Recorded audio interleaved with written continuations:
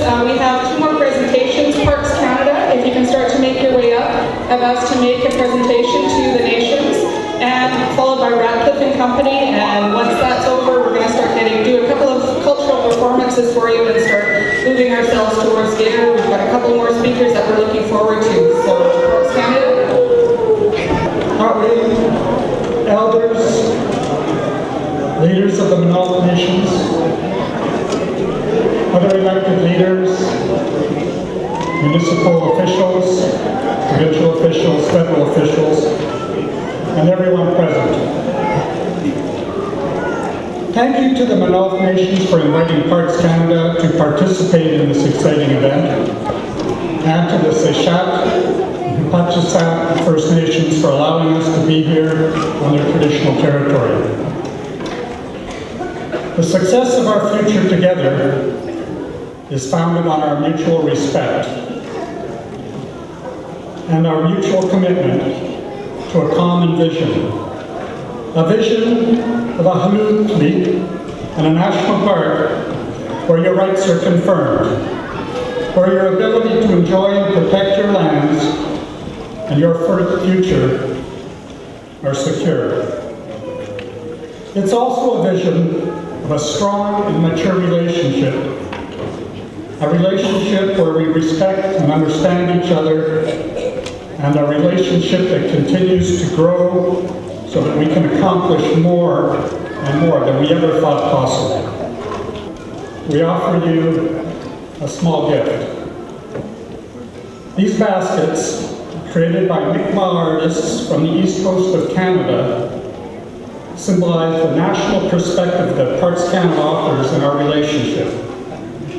They symbolize that our work with you here in your Maa-nulth can benefit from the lessons we have learned from our Aboriginal partners across Canada, and that you will teach us lessons that can benefit others and, of course, benefit us. Parks Canada would like to present the Toquaht, and Cayuga First Nations, the Toquaht Nation, and the Toquaht tribe with these Mi'kmaq baskets to recognize this great accomplishment.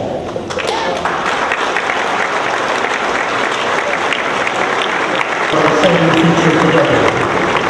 Congratulations, and thank you. Our next presentation is from Ratcliffe and Company, some of the lawyers for the Maa-nulth Nations. So I'd like to welcome Gary Absley to make a presentation, and then he's got his team behind him with some gifts after. I want to also extend some thank yous. Most of the gratitude I was going to express, Charlie touched on. Particularly the leadership here and the technical people that have been there really year in and year out. And there's far too many to acknowledge, but they know who they are, and they are a remarkable group of people. I want to thank the communities and the people in the communities that did all of the legwork over the last few years. You're incredible.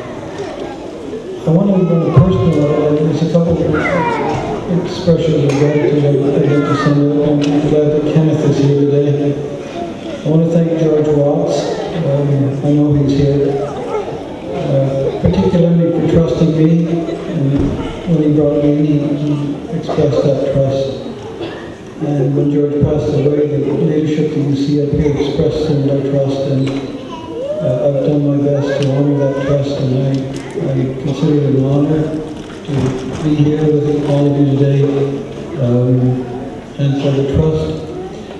Just a couple other personal observations. I was thinking about this over the last few weeks as this became a reality, and it struck me that one of the things I was trying to get my mind around is what actually we've done.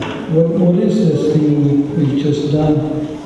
I'm sure over the next many years there will be a lot of academics and a lot of politicians that will parse out the tea leaves and try and figure out in a million ways just what this treaty is and what it's accomplished. And they'll look at it from economic perspectives and political perspectives or social perspectives. It strikes me that one of the remarkable things about this treaty is that 5 small communities, one of them being no more than about 140 people, have amended the Constitution of Canada. It's a remarkable proposition. And they've taken 3 lines in the Constitution of Canada and they've turned it into a 200-page document that says this is what that means. And that's a remarkable accomplishment for those of us who have been through it and know how hard it is to actually express that. And that expression does a number of things. It tells the rest of Canada, it tells the rest of the world, and it tells the communities themselves who they are, where they are, what their values are, how they relate to each other, and how they'll make decisions into the future. Those aren't easy things to articulate, and they are profound in terms of the history of this country, where those expressions have singularly been denied to these communities. This treaty is your destiny, but it's not your destination. Your destination is something totally different. Your destination is going to be from here into the future, something that you reach every day. It is in fact a movable feast. So every day when you enact something in your government, you are reaching your destination. Every time you graduate a child from high school or university, you're reaching your destination. Every time you create a job or find a meaningful place for one of your citizens, you're reaching your destination. And every time you eliminate any doubt about the ongoing existence and preservation of your identity, of who you are and where you fit in this country, you're reaching your destination. Or Chief Ann Mack at Toquaht, what we've done, by the way, is over the past 2 years, we've been asked for 4 communities to prepare legislation and to prepare regulations and go with that legislation. At this point, we have 97 different acts and sets of regulations which the nation's brought into effect yesterday. We've prepared them in cedar-bound volumes for their historical record. We hope that they will cherish them and honor them. They are spectacular to look at. So I'd ask Brent Bingham, who's with me now, and Christy Posniak and Elizabeth Brown to present those volumes to the respective chiefs.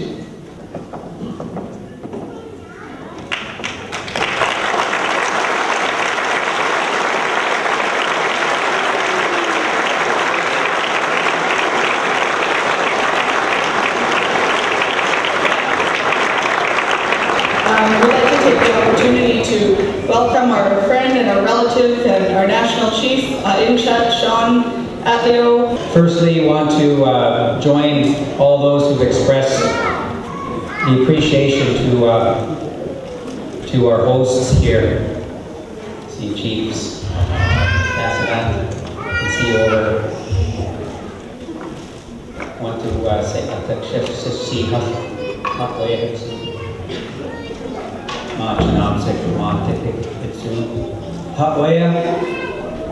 yeah, please.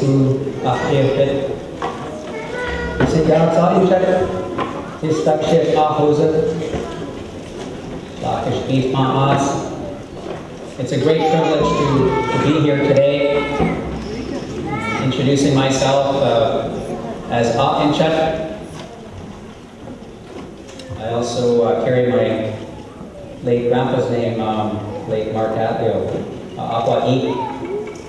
And as I look amongst the Maa-nulth nations, I think about the family ties that I have, whether it was my father and my late grandfather, late great-grandpa fishing up north. You could check the territories and the strong ties that we have.